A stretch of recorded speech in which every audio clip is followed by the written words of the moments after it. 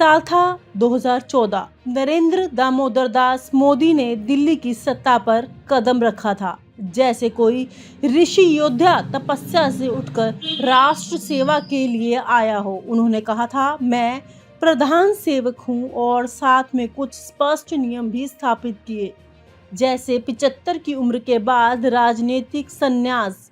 वो समय था जब अडवाणी, जोशी जैसे वरिष्ठ नेताओं को एक झटके में मार्गदर्शक मंडल में भेज दिया गया था। लोग बोले, वाह, ये है नया भारत। लेकिन अब जब मोदी जी खुद 75 की उम्र की दहलीज पर खड़े हैं, तो वही जनता पूछ रही है, क्या अब नियम केवल दूसरों के लिए हैं?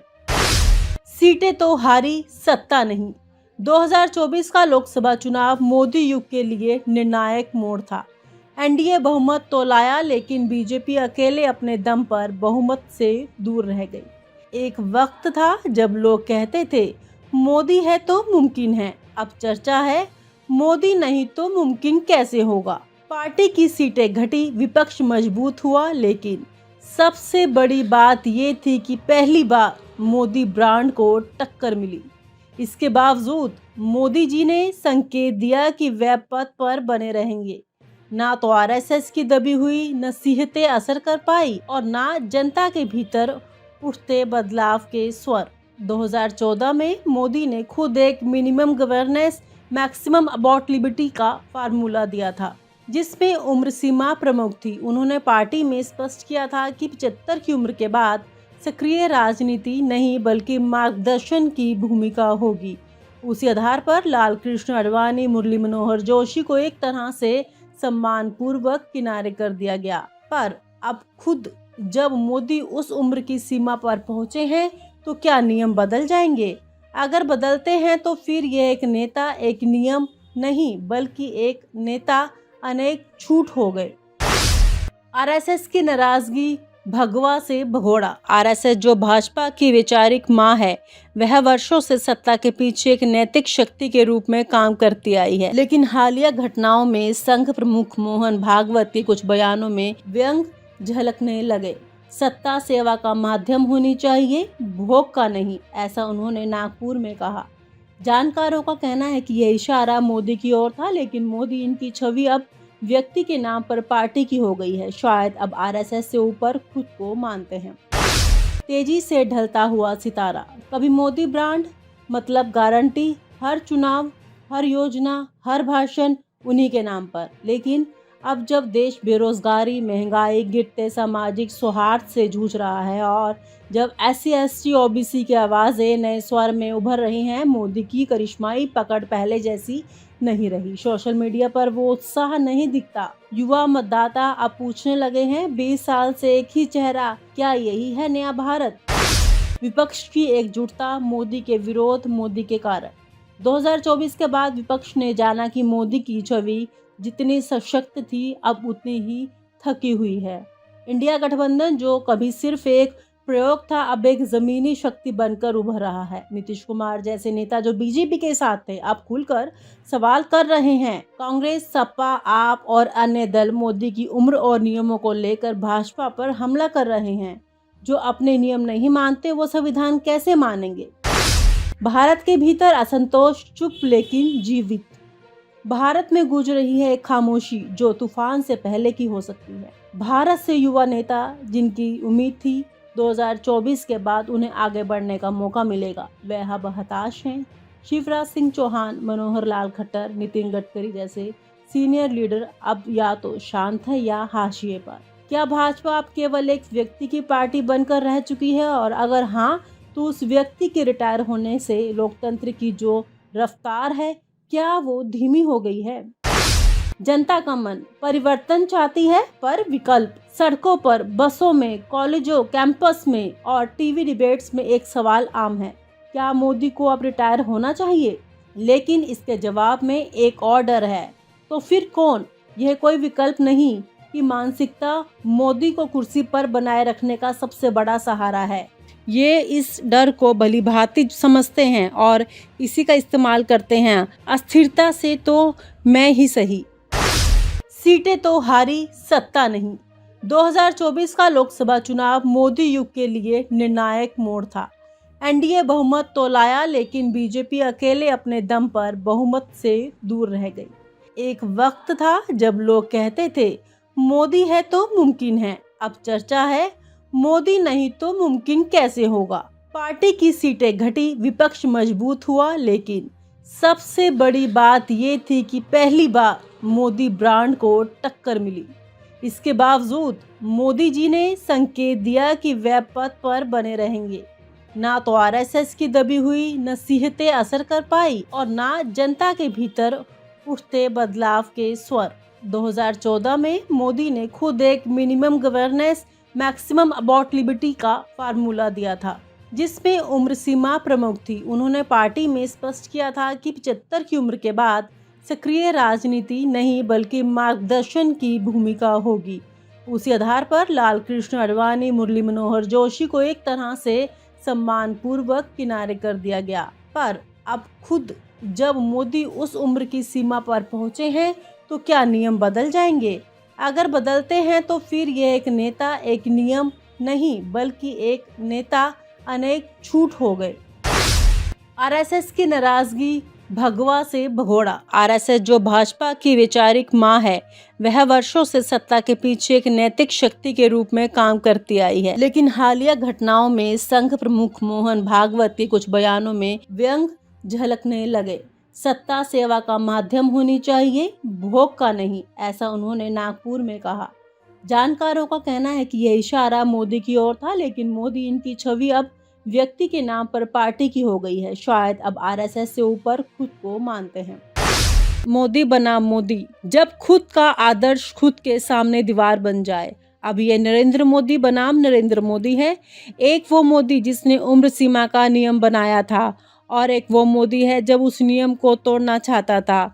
एक वो मोदी जो संगठन और संघ से विचार विमर्श करता था और एक वो मोदी जो खुद को राष्ट्र से भी ऊपर मानता है।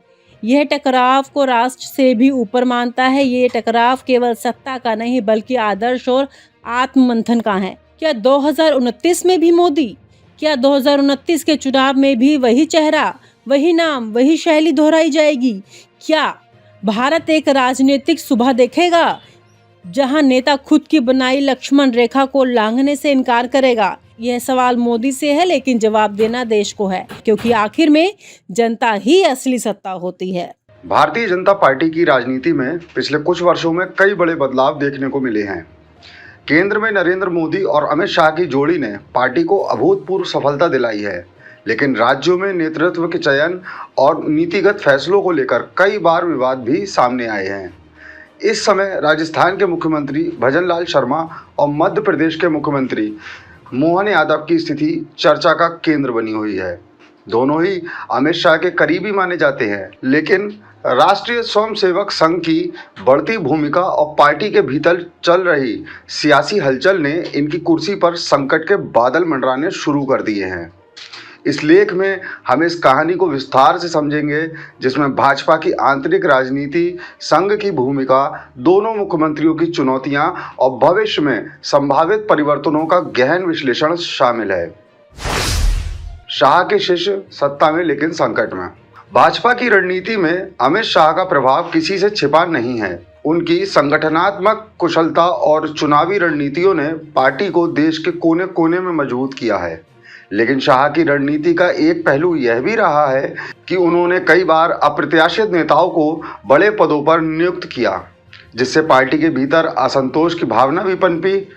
भजनलाल शर्मा और मोहन यादव इसका जीता जागता उदाहरण है। भजनलाल शर्मा राजस्थान का नया चेहरा। राजस्थान में 2023 के विधानसभा चुनावों में भाजपा की जीत के बाद भजनलाल शर्मा को मुख्यमंत्री पद के लिए चुना गया। यह फैसला कई मायनों में चौंकाने वाला था। भजनलाल एक नए विधायक थे जिनका राजनीतिक अनुभव सीमित था। पार्टी के कई वरिष्ठ नेता जैसे वसुंधरा राजे, जो पहले 2 बार मुख्यमंत्री रह चुकी थीं, इस रेस में पीछे छूट गईं। भजनलाल की नियुक्ति को शाह की रणनीति का हिस्सा माना गया, जिसमें वह नए चेहरे को सामने लाकर पुराने नेताओं के प्रभाव को कम करना चाहते थे, लेकिन इस फैसले ने पार्टी के भीतर असंतोष को जन्म दिया। वसुंधरा समर्थक खेमे ने इसे अपनी उपेक्षा माना और यह असंतोष समय समय पर सामने आता रहा। मोहन यादव मध्य प्रदेश में शिवराज का उत्तराधिकारी। मध्य प्रदेश में मोहन यादव की नियुक्ति भी कम चौंकाने वाली नहीं थी। 16 वर्षों तक मध्य प्रदेश के मुख्यमंत्री रहे शिवराज सिंह चौहान को हटाकर मोहन यादव को कमान सौंपना एक बड़ा सियासी दांव था। शिवराज की लोकप्रियता और उनके द्वारा शुरू की गई योजनाओं जैसे लाडली बहना योजना ने उन्हें जनता के बीच एक मजबूत नेता बनाया था। लेकिन शाह और पार्टी के शीर्ष नेतृत्व ने यह फैसला लिया कि अब नए नेतृत्व को मौका देना चाहिए। मोहन यादव, जो पहले शिवराज सरकार में उच्च शिक्षा मंत्री थे, उन्हें मुख्यमंत्री बनाया गया। उनकी नियुक्ति को भी शाह की रणनीति से जोड़ा गया क्योंकि यादव उनके करीबी माने जाते हैं। हालांकि दोनों मुख्यमंत्रियों की नियुक्ति ने जहां शाह की रणनीति को मजबूती दी, वहीं यह भी साफ हो गया कि उनकी कुर्सी इतनी आसान नहीं होगी। पार्टी के भीतर और बाहर की चुनौतियां, साथ ही संघ की बढ़ती भूमिका ने इनके लिए रास्ते को कठिन बना दिया है। राजस्थान में भजनलाल शर्मा को चुनौतियां। भजनलाल शर्मा की सरकार को राजस्थान में कई मोर्चों पर चुनौतियों का सामना करना पड़ रहा है। उनकी नियुक्ति के बाद से ही यह सवाल उठने शुरू हो गए थे कि क्या एक नए नेता के पास इतने बड़े और जटिल राज्य को चलाने का अनुभव है। मध्य प्रदेश में मोहन यादव की रणनीति। मध्य प्रदेश में मोहन यादव ने सत्ता संभालते ही तेज 16 साल तक शिवराज सिंह चौहान की विरासत को आगे बढ़ाने की कोशिश की, लेकिन साथ ही उन्होंने अपनी अलग छाप छोड़ने की भी कोशिश की। मोहन यादव को भी पार्टी के भीतर शिवराज समर्थकों के असंतोष का सामना करना पड़ रहा है। शिवराज की लोकप्रियता इतनी थी कि उनके समर्थक अब भी उन्हें मुख्यमंत्री के रूप में देखना चाहते हैं। मोहन ने इस चुनौती से निपटने के लिए शिवराज की कुछ नीतियों का अपनाया, लेकिन साथ ही अपनी अलग पहचान बनाने की कोशिश भी की। संघ की भूमिका और शाह की रणनीति। भाजपा और राष्ट्रीय स्वयंसेवक संघ का रिश्ता हमेशा से जटिल रहा है। संघ को भाजपा का वैचारिक आधार माना जाता है और पार्टी के कई बड़े नेता संघ की पृष्ठभूमि से आते हैं। लेकिन पिछले कुछ वर्षों में अमित शाह और नरेंद्र मोदी की जोड़ी ने पार्टी को अधिक राजनीतिक और चुनाव केंद्रित बनाया है। यह रणनीति जहां एक ओर सफल रही, वहीं इसने संघ के साथ कुछ तनाव भी पैदा किए। संघ चाहता है कि भाजपा संगठनात्मक मूल्यों पर आधारित हो। इसका मतलब है कि पार्टी को हिंदुत्व, राष्ट्रवाद और सामाजिक समरसता जैसे मुद्दों को प्राथमिकता देनी चाहिए। साथ ही संघ चाहता है कि पार्टी के कार्यकर्ताओं और नेताओं को नीतिगत फैसलों में शामिल किया जाए, लेकिन शाह की रणनीति अधिक व्यवहारिक और चुनाव केंद्रित रही है। उन्होंने कई बार नए चेहरों को मौका दिया और पुराने नेताओं को दरकिनार किया, जिससे संघ के कुछ नेताओं में असंतोष पैदा हुआ। अमित शाह की रणनीति का केंद्र बिंदु है नए नेतृत्व को मौका देना और पुराने नेताओं के प्रभाव को कम करना। भजनलाल शर्मा और मोहन यादव की नियुक्ति इसका उदाहरण है। शाह का मानना है कि नए चेहरे पार्टी को नई ऊर्जा दे सकते हैं और जनता के बीच नई छवि बना सकते हैं, लेकिन इस रणनीति ने पार्टी के भीतर और संघ के साथ कुछ तनाव पैदा किए हैं। संघ की वापसी। पिछले कुछ महीनों में संघ की भूमिका फिर से बढ़ती दिख रही है। सूत्रों के अनुसार संघ ने भजनलाल और मोहन यादव की नियुक्तियों पर पुनर्विचार शुरू कर दिया है।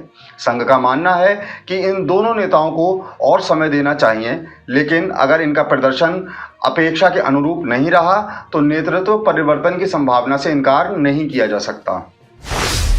भाजपा अध्यक्ष पद की दौड़ और संभावित परिवर्तन। भाजपा के राष्ट्रीय अध्यक्ष जेपी नड्डा का कार्यकाल जल्दी ही समाप्त होने वाला है। सूत्रों के अनुसार नए अध्यक्ष की घोषणा जून 2025 तक हो सकती है। इस दौड़ में कई बड़े नाम शामिल हैं। नए अध्यक्ष की नियुक्ति का असर न केवल राष्ट्रीय स्तर पर बल्कि राज्यों के नेतृत्व पर भी पड़ेगा। विपक्ष की प्रतिक्रिया और जनता की अपेक्षाएं। विपक्ष ने भजनलाल शर्मा और मोहन यादव की कार्यशैली पर लगातार सवाल उठाए हैं। राजस्थान में अशोक गहलोत ने कानून व्यवस्था को लेकर सरकार की कड़ी आलोचना की। उन्होंने कहा कि भजनलाल सरकार अपराधियों पर नकेल कसने में नाकाम रही है और जनता में असुरक्षा की भावना बढ़ रही है। मध्य प्रदेश में कांग्रेस ने मोहन यादव की नियुक्ति को अलोकप्रिय और कहा कि शिवराज को हटाना जनता की भावनाओं के खिलाफ था। आगामी परिवर्तन की संभावना। भाजपा में नेतृत्व परिवर्तन की आहट साफ सुनाई दे रही है। नए अध्यक्ष की नियुक्ति के बाद राज्यों में भी बड़े बदलाव हो सकते हैं। भजनलाल शर्मा और मोहन यादव की स्थिति इस समय सबसे अधिक अस्थिर है। अगर ये दोनों अपने प्रदर्शन में सुधार नहीं कर पाए तो उनकी कुर्सी पर संकट और गहरा सकता है। संघ की भूमिका इस परिवर्तन में निर्णायक हो सकती है। अगर संघ का प्रभाव बढ़ता है तो पार्टी संगठनात्मक मूल्यों को प्राथमिकता देगी और नए चेहरों को मौका दिया जा सकता है। वहीं अगर शाह की रणनीति हावी रही तो मौजूदा नेतृत्व को और समय मिल सकता है। सत्ता का समीकरण। भाजपा की सियासत में इस समय एक नया समीकरण बन रहा है। संघ और अमित शाह के बीच शक्ति संतुलन, नए अध्यक्ष की नियुक्ति और जनता की अपेक्षाएं मिलकर एक नई राजनीतिक तस्वीर उकेर रही है। भजनलाल शर्मा और मोहन यादव को अपनी स्थिति मजबूत करने के लिए अपने प्रदर्शन में सुधार करना होगा। अगर ये दोनों ऐसा करने में नाकाम रहे तो उनकी कुर्सी पर संकट और गहरा सकता है। आने वाले महीने भाजपा के लिए बेहद महत्वपूर्ण होंगे। नए अध्यक्ष की नियुक्ति और राज्यों में नेतृत्व परिवर्तन की संभावना से पार्टी की दिशा और दशा तय होगी। इस सियासी खेल में कौन बाजी मारेगा और कौन पीछे छूट जाएगा, यह देखना दिलचस्प होगा। और आप हमसे जुड़े रहने के लिए सब्सक्राइब करें YouTube पर, फॉलो करें Twitter पर और लाइक करें Facebook पर। और ज्यादा जानकारी के लिए आपको टाइप करना होगा सिर्फ न्यूज़ नशा।